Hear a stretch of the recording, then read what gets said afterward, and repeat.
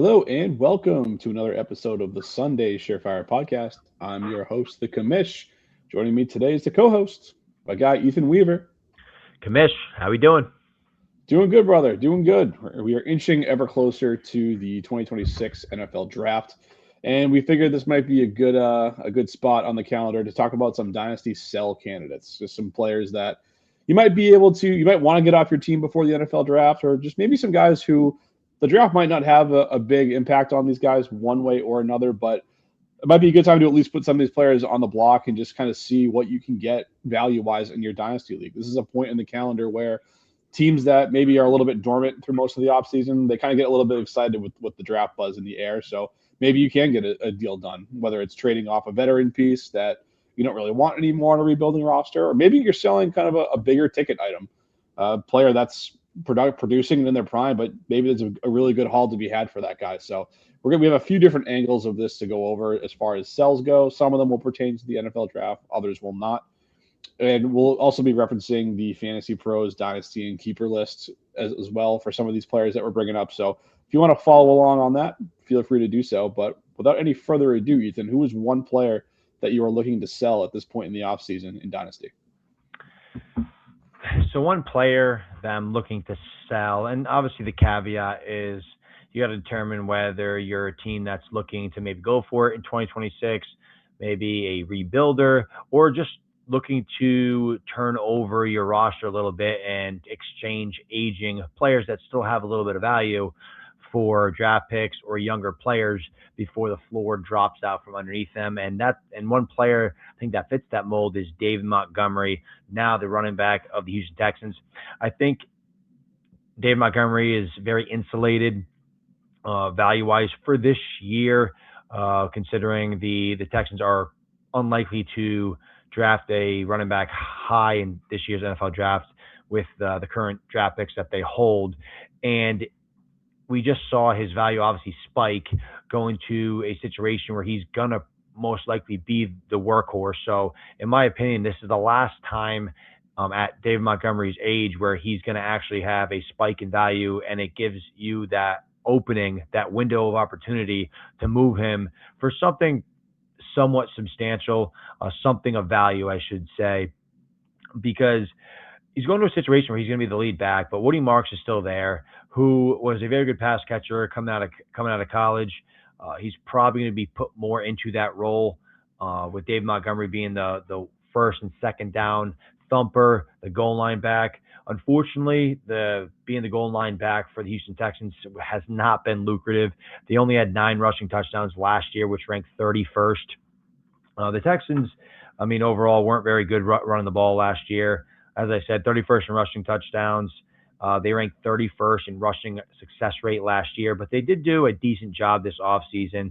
They signed Braden Smith to a 2-year deal. They re-signed right guard Ed Ingram and offensive tackle Trent Brown. So they did what they could to revitalize the offensive line. So maybe there's an uptick in efficiency there. But overall, I mean, 9 rushing touchdowns last year. Dave Montgomery in his last 3 seasons had 8, 12, and 13 just by himself. So he's going from a situation that is, I mean, a high octane offense, a lot of touchdown equity, to a situation where the offense isn't nearly as good. And I just think it's an opportunity to sell an aging player that just got a nice uptick in value, and you have a chance to get something decent in return. So I think he fits the mold for a 2026 offseason sell here. Yeah, I think you kind of touched on it off the top with Montgomery. He's a type of player that it all depends on your build. If you're contending, you want him. If you're rebuilding, you're definitely trading him right now. Absolutely. Even as a contender, it just comes down to your depth in your running back room. Like if you have 3 or 4 guys that you feel really strongly about, and then you're also sitting on David Montgomery, now's a perfect time to get out from under him. Completely agree on that. Could also see a world where if you're a little bit short at running back depth and you kind of want to go kind of maybe you're trading a second round pick for him now or a future second round pick, and maybe you can, if that gets a deal done, I can see him being a buy if you need a little bit of help at running back, because I do think he is pretty safe for the 2026 season. Houston's trying on the offensive line to improve it as much as they can. They have to give CJ Stroud some help. They know that. And, you know, Stroud's not a guy who's going to steal a lot with his legs. So I think just based on everything else you said too, the composition in the backfield, he is a good sell. I mean, maybe they'll surprise us. They have 2 second-round picks in this draft. The Texans do, so maybe they do go ahead and add to this backfield. And if it kind of becomes a little bit messier of a timeshare between whoever they draft, Montgomery and Woody Marks hanging around. So all in all, I think it's a good process overall to look to sell running backs who aren't top level producers once they get into their late 20s, which is kind of the bucket that David Montgomery kind of fits into. Would you agree on that point? Oh, definitely. I mean, as these running backs age, they're usually not increasing in value once they hit 27, 28, 29 years of age. And just looking at his contract situation, he was guaranteed $10 million. That includes his signing bonus, his 2026 salary, and $2 million of his 2027 salary. But his dead cap hit next year is only $2 million. The cap hit would be 9.3, I believe. So a decent amount of cap savings if they just cut him as well. So that's something to keep note of. For sure. He's a year-to-year player at this point. And it just kind of overall, outside of guys like Christian McCaffrey and Derrick Henry, these guys that are just freaks of nature, they're continuing to be good when they're on the field, even into their 30s and their later years. Outside of those guys, the older running backs, you're better off moving them when they get into their late 20s while they still have a little bit of value for sure. So I think Montgomery falls firmly into that bucket where he's an aging player who's good but not great, so you should try to at least put him on the market and see what you can get for him. I'm going to talk about one of David Montgomery's new teammates now that he is a Houston Texan. I'm going to go really high profile here. And a couple of guys I want to talk to. Actually, all three of the players I had to bring up tonight are high profile guys. So I guess I came to this episode with the energy of let's get some of these studs off of my roster. So let's do it. Not quite aging player yet. He's 27, so he's starting to kind of get there, but he's in the prime of his career right now. It's Nico Collins, who's currently WR9 on the Fantasy Pros Dynasty and Keeper rankings. And this is just kind of another case where I'm looking for an overpay on a player. Like, I'm not looking to give Nico Collins away by any means. Like, I need full value plus a little bit more if I am moving on from him because he is still in the prime of his career. But for all the good things you could say about Collins, as someone who's rostered him over the last couple of seasons, it's kind of been an up and down experience over the last 2 years. He's missed 7 games in that time frame with an injury. He's finished as a top 15 receiver just 9 times in his last 27 games, which isn't horrible, but considering where he's been ranked and the investment you had to make to get him on your roster, whether it be in a trade or in startups, it just left you leaving a little bit more here. And we know that CJ Stroud has had his well-documented struggles. I do think he's a little bit better than what he showed in the playoffs a season ago, but I don't think he's ever going to ascend to be some elite passer. They just drafted Jaden Higgins and Jalen Noel in the same draft class to kind of further bolster that room. So, it's more a process of I'm looking to kind of pivot away from Nico Collins a little bit further down the pecking order at the wide receiver chart.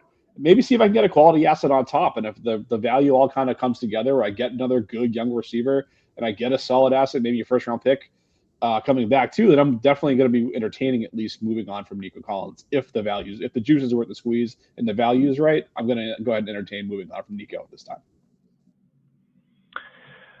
No, I think you make a good case for moving Nico. As you said, he's still in the prime of his career, but he just turned 27 in March. So I think now is a good time to capitalize on a perennial wide receiver one that still has probably 3 years of wide receiver one, high-end wide receiver two production. I do think Jane Higgins does take a step.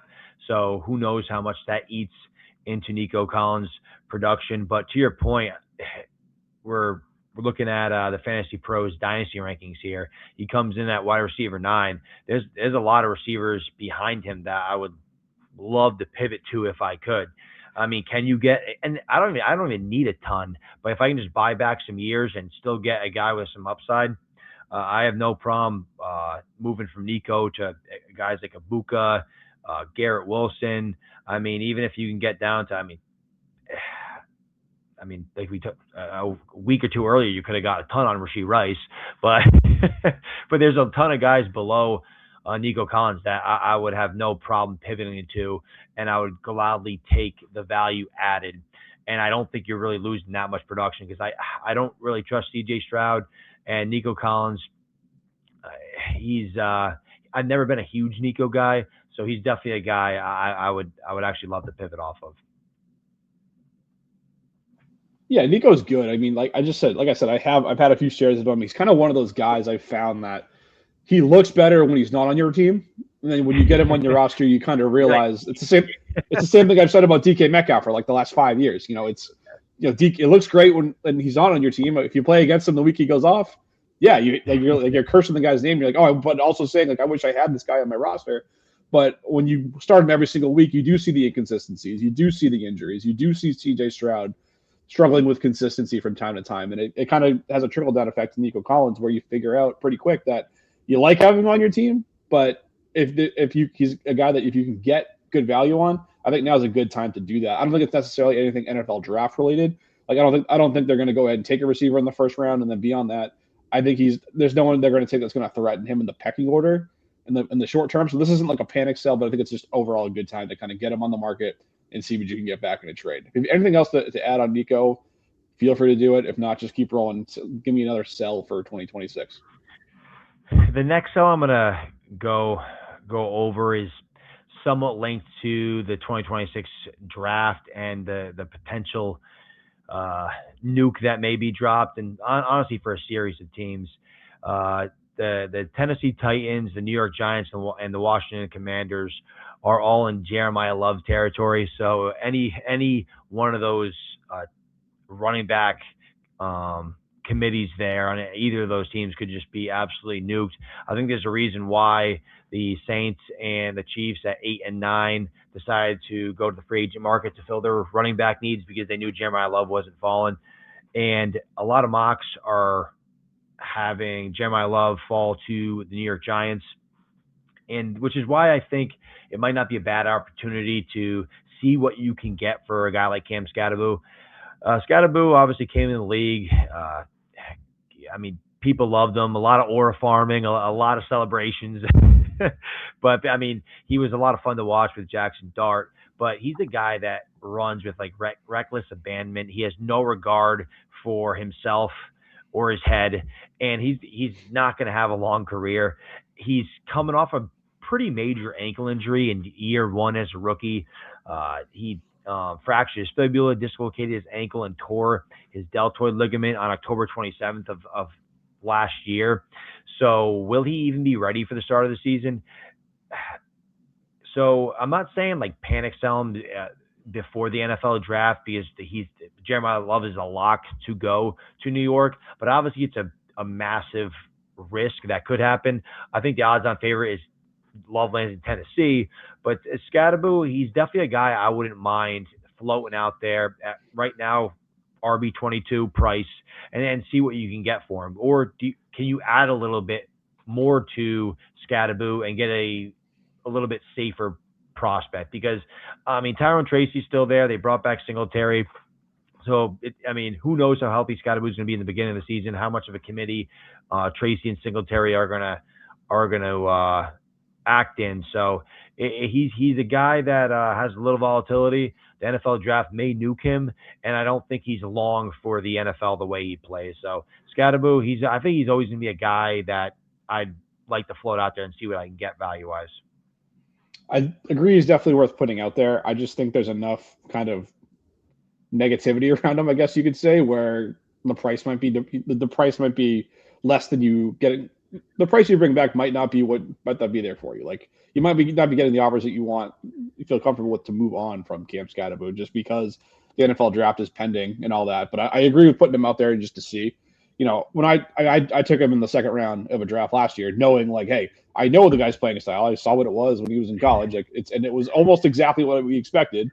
And then, sure enough, he runs with reckless abandon, and oddly enough, he gets hurt catching a pass, the hip drop tackle, which is oddly enough. But yeah, he's probably not going to have like a 7 or 8 year career. He's probably going to be closer to a 4 or 5 year career type of guy. So, he's at least from the injury, he is on track to return for training camp. At least they say that now. It's easy to say that in April. We'll see what happens come July, obviously. But yeah, I think he's someone that you can kind of put on the block and see what you can get for him.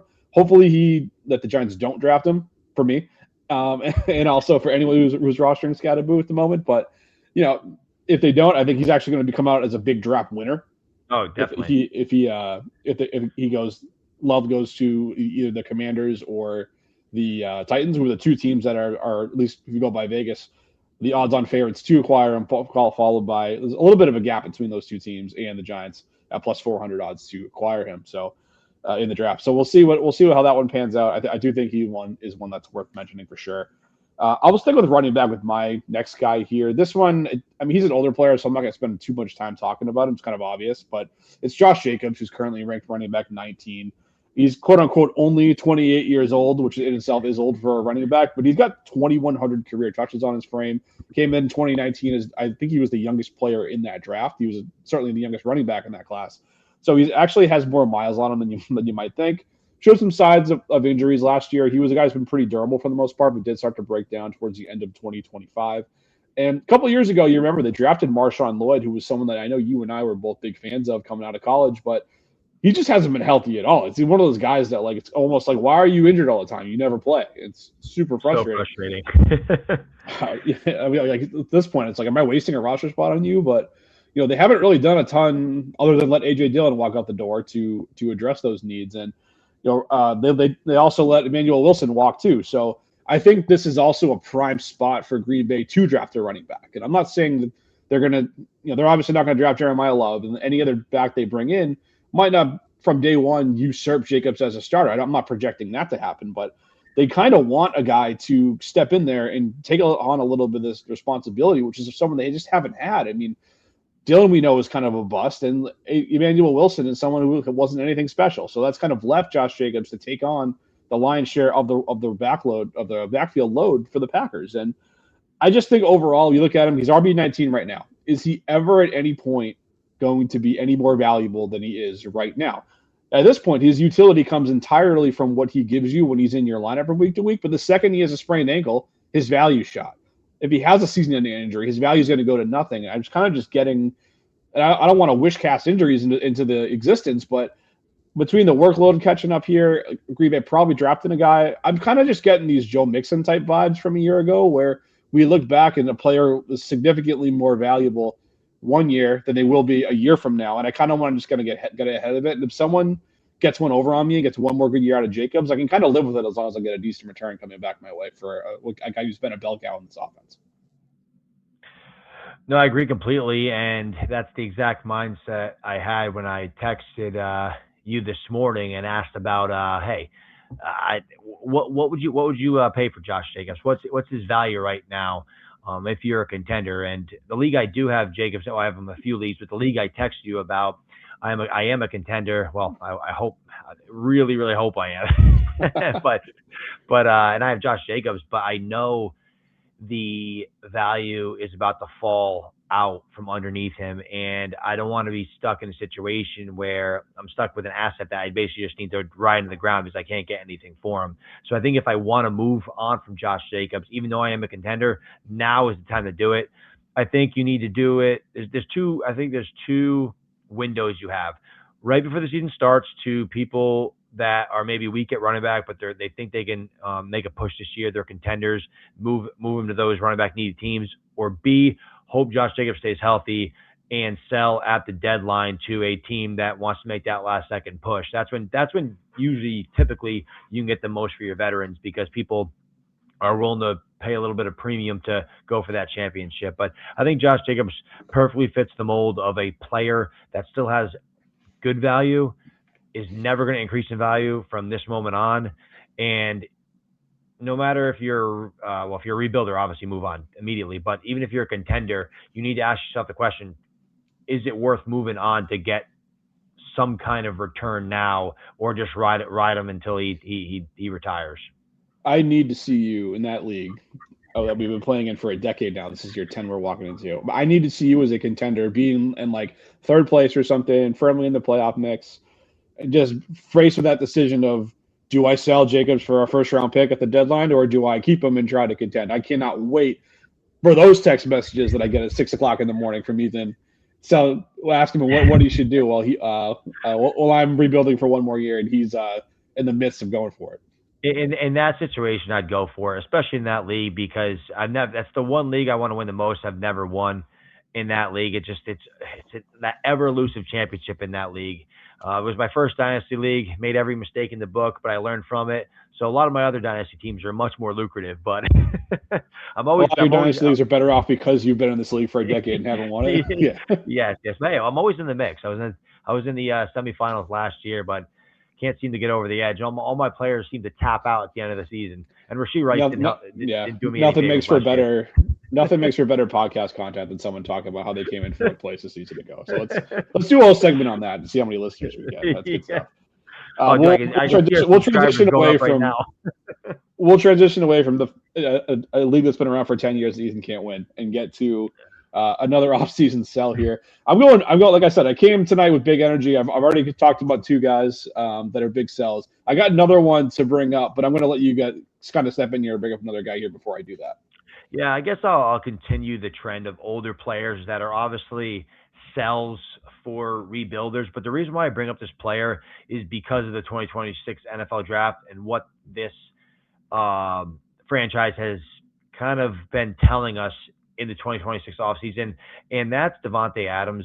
The Rams already came out and said they were kicking the tires on A.J. Brown. Uh, you look at any mock draft, the Rams with I believe the 13th pick, they're continually mocked to draft a receiver at that spot, whether it's Mekhi Lemon, Jordan Tyson, whoever it is. But just obviously seeing what the Rams have been trying to do this offseason, it looks like Devontae Adams is going to get further competition and is most likely his last year playing in LA, because why else would you want to draft the receiver in the first round, bring in AJ Brown? It looks like they want, in my opinion, want to get ahead of Devontae Adams and maybe get some value for him, or know that he's not going to be with them this time next year. So Devontae Adams, obviously a guy that's going to be productive, but that production and value is going to take a pretty decent hit if the Rams draft a high profile receiver, like I said, like a Mekhi Lemon, like a Jordan Tyson. I doubt Cardinal Tate's going to fall that far, but yeah, I guess you never know. But he's obviously a big name. He's not a ton of value, but like I said, this is probably the last time you might squeeze some juice out of Devontae Adams. And if you do it before the draft, you might get a little more juice than post. Yeah, I think he is a player who could see his role get some competition added to it. They're obviously in a win now position with the Rams. So I don't think a rookie's going to go and just flat out take his job from day one. Oh, no. But I also think it's going to be helpful that they almost give him the Kyron Williams treatment that they last season, where they started working in Blake Corum towards the end of the year in an effort to keep Kyron healthy for the playoffs. And then when that came around, Kyron kind of resumed more of his bell cow role.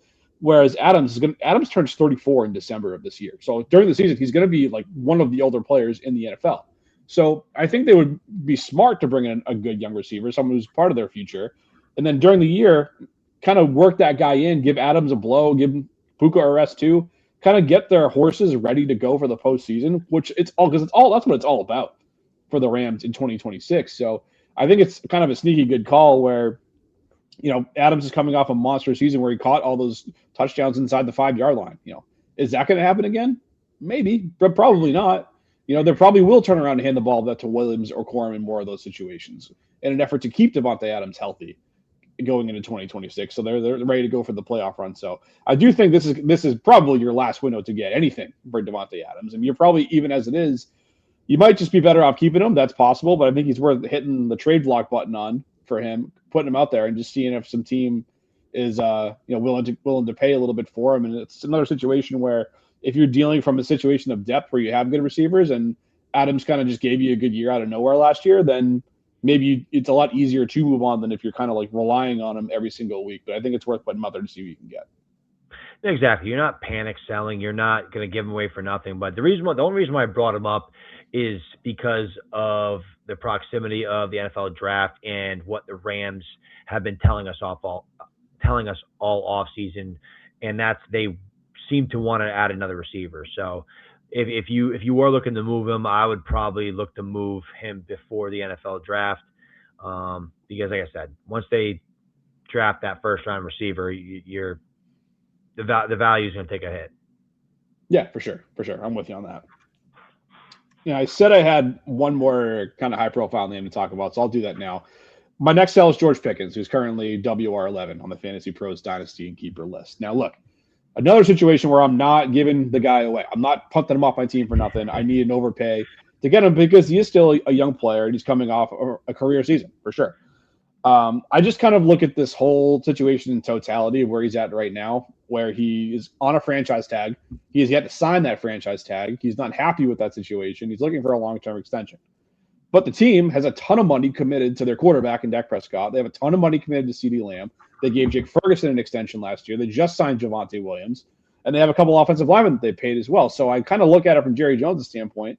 You see how ridiculous these wide receiver contracts are. You know Pickens wants a massive payday. I just kind of get Terry McLaurin vibes from a year ago with this whole situation where McLaurin held out for an extension. He missed training camp. He signed it like a week before the season started, and he came back. What happened in the first month, Ethan? What happened to McLaurin in the first couple of weeks of the year? I believe he got hurt, didn't he? You sure did, hammy. See you in IR stint. See you in 6 weeks. Like, Yep. I just feel like this is What a mess. Yeah. it's just kind of like I'm getting those vibes, and I've been you're talking about our text messages. I've been telling you this for like 2 months on Pickens. Like I called the fact that he was going to get franchised. I called the fact that it's going to drag out, which it has so far.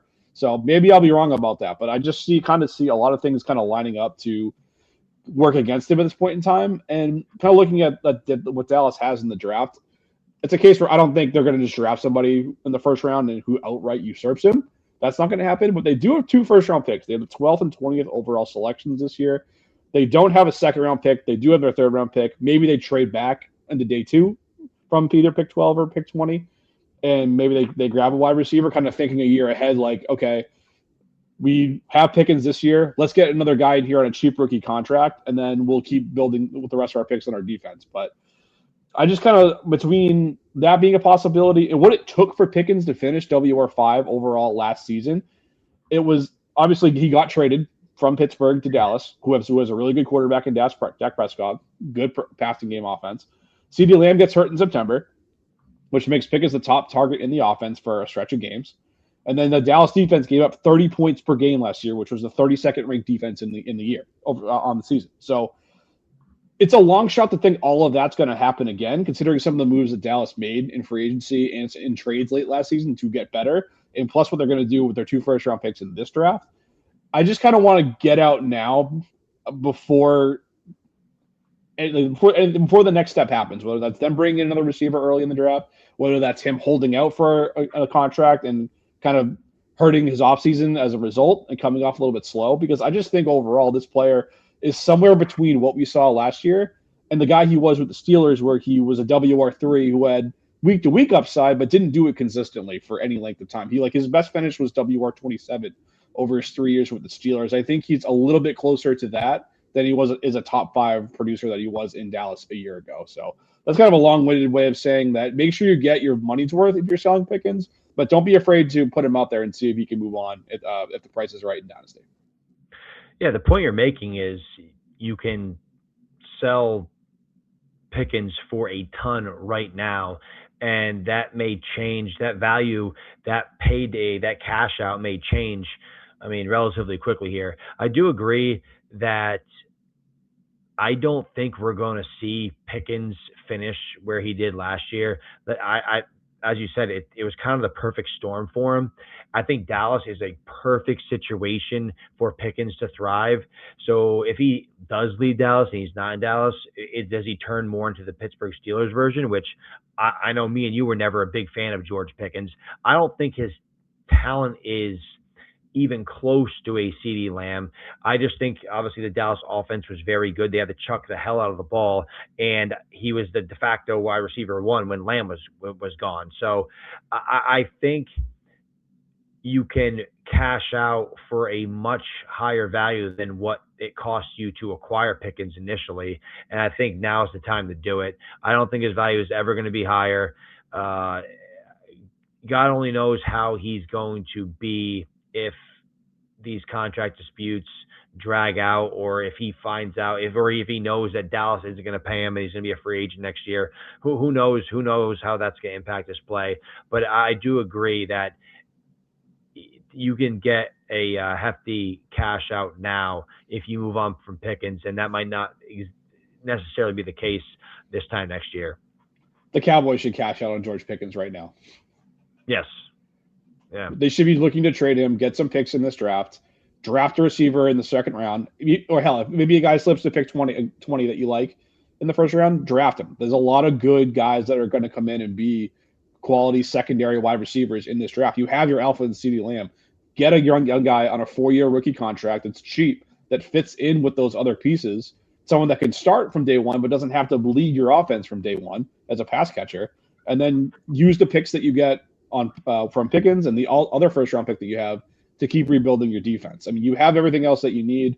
I think that's kind of the best team-building thing to do, even if you are downgrading from Pickens to a rookie wide receiver in 2026. I think they have the infrastructure in place in Dallas to kind of mitigate that and be okay on the offensive side of the ball if it helps raise the floor for their defense, which is what they badly need. But again, this is Jerry Jones we're talking about down in Big D. So, I mean, they haven't played in the conference championship game in 30 years for a reason. So I don't see any reason to think that reason and logic would take over. Do you? No, I do not. So the Cowboys are going to do Cowboys things. But, hey, we do know it's their year next year. It's their year. Yeah. At 35 years old, I was alive when they won those championships in the 90s, but I don't remember them. And I'm kind of happy about that because in my memory, they're just a team that's loud, talks every year how it's their year, and then sure enough, they find a way to not get to a conference championship game for the 30th year in a row. So I like it better when our team, the Patriots, are winning than the Dallas campaigns just being loud about what it was like back when they had back was like when they won those championships. And but the thing is, you need a VHS player to see those championship DVD, championship tapes. So it's all good. You do. It's all good. All right, you got anyone else you want to bring up here? I'll just bring up this receiver core just really quickly, and this is more so. I guess it's in line with the draft and just the offseason in general. It's probably the worst kept secret, but it's to me, it's apparently clear that the Patriots want A.J. Brown on their roster come June 1st. I do think the Eagles and the Patriots may have something worked out, and post June 1st, obviously the Eagles can save a decent amount of money, get a deal in place, and move A.J. Brown to the New England Patriots. Obviously, that would just crush Romeo Doubs and guys like Kayshon Boutte, Pop Douglas. I mean, I think I would focus on moving Boutte and Doubs before that news breaks. Because if A.J. Brown doesn't come to town, I think Doubs is going to have a really good year. But I do think they're going to add to the room, whether it's in the draft or it's obviously the trade with A.J. Brown. I think A.J. Brown's coming to town. So I think if maybe someone in your league doesn't think A.J. Brown's coming and they like the move with Romeo Doubs and Drake May linking up, maybe you can get a little something for Romeo Doubs. He's obviously didn't cost you much. So I just think it might be a preemptive move before the chips start to fall into place, and now you have an asset that's not dead, but not worth much. Yeah, I think it's a good thought process. I totally agree that the Brown situation is terribly kept secret. He's going to be in New England he'll probably get here on June 2nd. When the day after they can make the trade makes it easier from a cap standpoint for Philly to do it. It's like $24 million is the difference in cap hit. He'll already know the playbook. He'll already have many reps with Drake May. He's probably got an apartment right now. I mean, you get the familiarity with Vrabel at least. So we'll see. We'll see how that situation plays out. But I do think putting those other guys out there on the blocks to see what you can get. I think Doubs is the guy you can get the most for, just based on the fact that he got the contract signing and all that. Boutte flashed in the middle of the year, but he's kind of an inconsistent player. It's kind of just it's also too. We also have this perspective on the Patriots offense that other fan bases might not have, where the top receiver can get his, but other than that, the secondary guys, it's kind of hard to pin down who's going to get what. That's kind of been the nature of Josh McDaniels' experience when he's calling plays, is that 1 week it's a Boutte week, and then it's a Pop Douglas week, and then it's a Hunter Henry week, and it's tough to kind of pin down like who's going to get those secondary targets. So even with the a raised floor from Drake May, I would be trying to sell right now the fact that Romeo Doubs is Drake May's number one wide receiver. And even if like something crazy happens and AJ Brown doesn't end up here and they draft a guy, but still Doubs is their like number one guy, I don't think he's quite in that tier of player where you got to essentially go into every week and say, yeah, okay, yeah, he's our top wideout. We got to force feed Romeo Dobbs 9 targets today. Like, I don't think that's a week to week thing that we can bank on. I think he does kind of fall more closer to that mold of guys like Booty and Pop Douglas and some of the other players they have there where they can will get him targets and he'll have his weeks, but he's not necessarily going to be a consistent high end producer. So I think it's a great call. Get Dobbs on the trade block and see what you can get. Yeah, no, and I know the Patriots. They brought in a fullback. They brought in a run blocking tight end. They brought in Elijah Vera Tucker. So maybe there's gonna be more emphasis on the ground game. Take a little bit more pressure off of Drake May as well. So maybe the pass attempts do go down. But Romeo Dobbs, yeah, he's the piece that I would like to move prior to June 1st here. For sure. Love it. Well, that was a good episode running down sell candidates in Dynasty here. I mean, well, the NFL draft is coming up in just a couple of weeks here, so we're really excited about that for here at Sunday Surefire. Make sure if you like this video, make sure you're hitting the like button, make sure you're hitting that subscribe button to make sure you're not missing any of our content going forward. A lot more coming with the draft. We can't wait for it. Thanks for sticking around, folks. Until next time, peace.